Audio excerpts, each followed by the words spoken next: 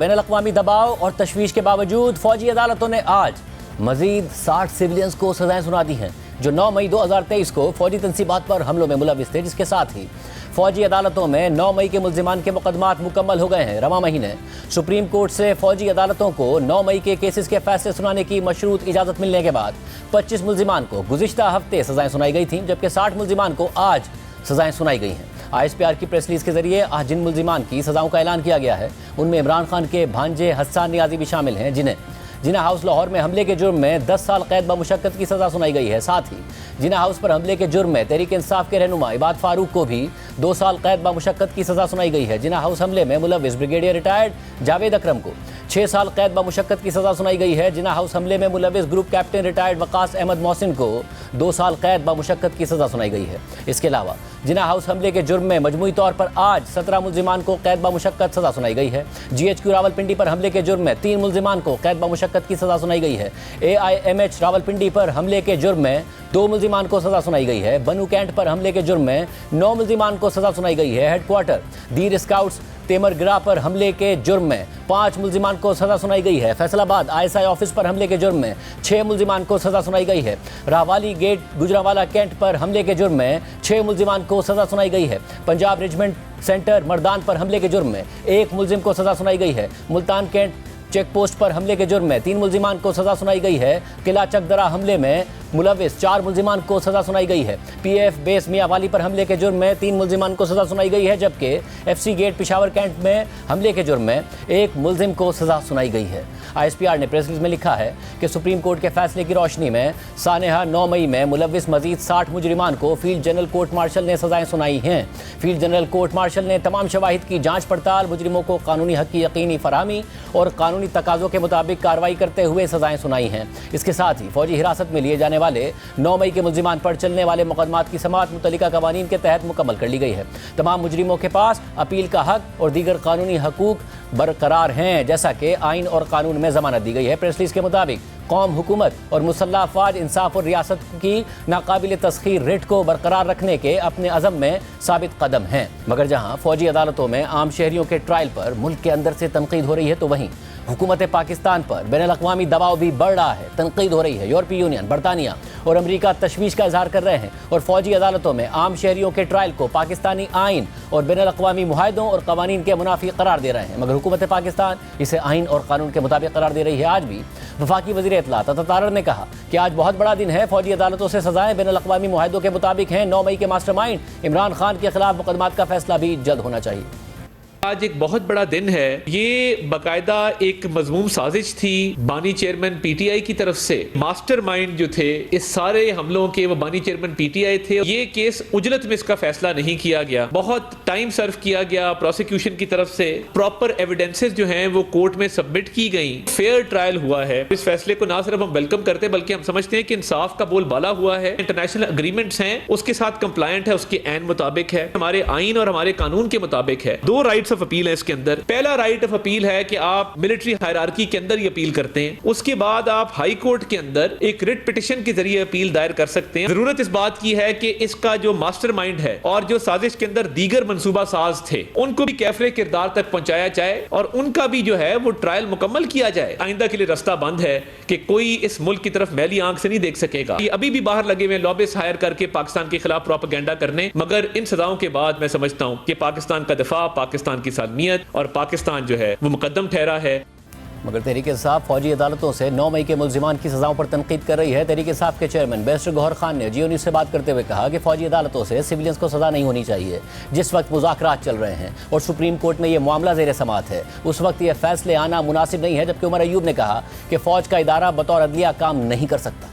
किसी भी सिविलियन का कोई भी ट्रायल मिलिट्री कोर्ट्स में ना हो, ये तो हमारा एक सोली मौक़िफ़ है और ये मैटर अभी भी सुप्रीम कोर्ट में पेंडिंग है। हमें अभी भी उम्मीद है सुप्रीम कोर्ट वो फैसला अगर करेगी तो सिविलियन के हक में फैसला आएगा कि सिविलियन का ट्रायल मिलिट्री कोर्ट्स में नहीं होना चाहिए। हमारी निगोसिएशन चल रही है, ये वक्त नहीं था जब इतनी ताख़ीर हो गई थी और मैटर अभी सुप्रीम कोर्ट में है, तो बेहतर था कि ये अनाउंस ना होता। यहाँ तक फील्ड जनरल कोर्ट मार्शल में अपील कराए थे तो वो एक अपीलेट फोरम प्रोवाइड जरूर है, लेकिन वो with in the ranking system system उनका है और वो इस किस्म का अपीलेट फोरम नहीं है जिस तरह सिविलियन या हाई कोर्ट के सामने आपका एक अपीलेट फोरम है।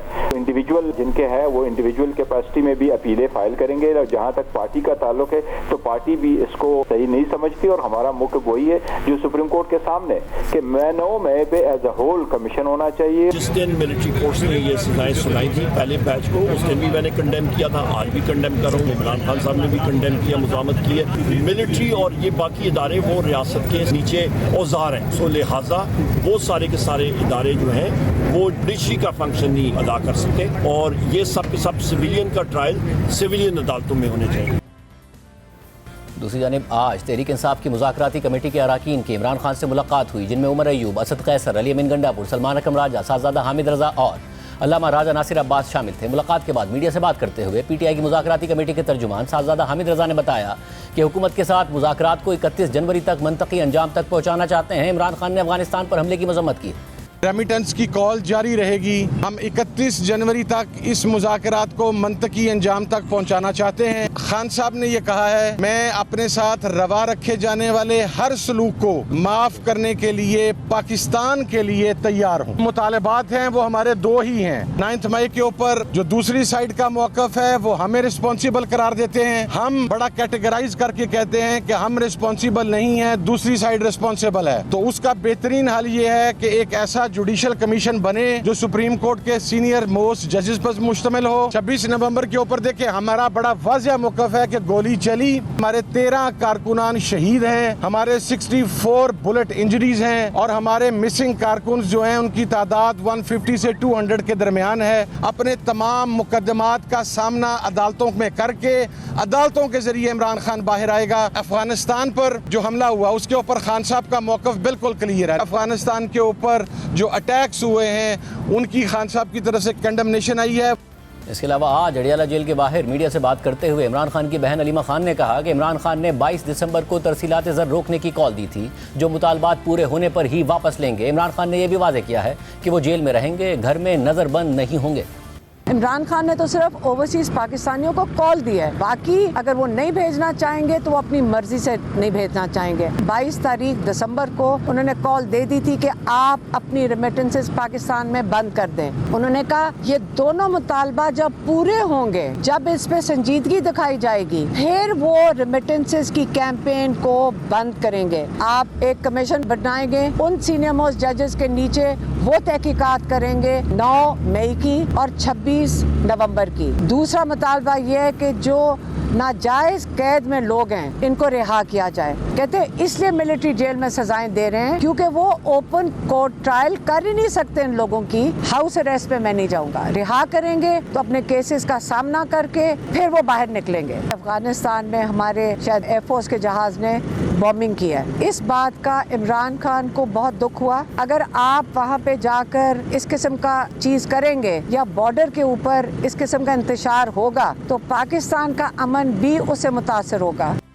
इमरान खान की रिहाई के मामले पर हुकूमत के लिए एक और मसला भी खड़ा हो गया है। अमेरिका के मुंतखब सदर ट्रंप के नामजद नुमाइंदा खुसूसी रिचर्ड ग्रेनल इमरान खान की रिहाई का मुतालबा कर रहे हैं, जिस पर नून लीग की हुकूमत का रद्द-ए-अमल भी सामने आ रहा है और रिचर्ड ग्रेनल उन्हें भी जवाब दे रहे हैं। यहाँ तक कि वज़ीर दिफा ख्वाजा आसिफ के एक बयान पर रिचर्ड ग्रेनल ने अमेरिका में पाकिस्तानी सिफारत खाने से वजाहत देने का मुतालबा करते हुए पाकिस्तान को अमरीकी इमदाद पर ही सवाल उठा दिया है और अपनी पोस्ट में यूएसएड और IMF को भी टैग किया है। वज़ीर दिफा ख्वाजा आसिफ ने कल रात को एक्स पर लिखा था कि ऑपरेशन गोल्डस्मिथ के रिक्रूट जहाँ भी मौजूद हैं वहाँ इमरान खान की निजात के लिए पाकिस्तान के मफादात के खिलाफ भरपूर मुहिम चला रहे हैं। इन अनासिर को इसराइल की भरपूर हिमायत हासिल है और वो मीडिया में तवातुर के साथ गुफ्तगू कर रहे हैं, जिससे साफ जाहिर होता है कि इमरान खान एक इसराइली असासा है जिसके जरिए वो वाहिद मुसलमान एटमी क़ुव्वत को खुदा न ख्वास्ता सरनगू करना चाहते हैं। ख्वाजा आसिफ ने मजीद लिखा कि इमरान खान के लिए मगरबी दुनिया में जो चंद आवाज़ें उठ रही हैं उन पर यह वाज़ेह होना चाहिए कि हम पाकिस्तानी कौम अपने मफादात का तहफ़्फ़ुज़ करना जानते हैं और हमारी अव्वल आखिर तरजीह सिर्फ और सिर्फ पाकिस्तान है। इसके बाद रिचर्ड ग्रेनल ने एक्स पर अमेरिका में पाकिस्तानी सिफारत खाने को टैग करते हुए लिखा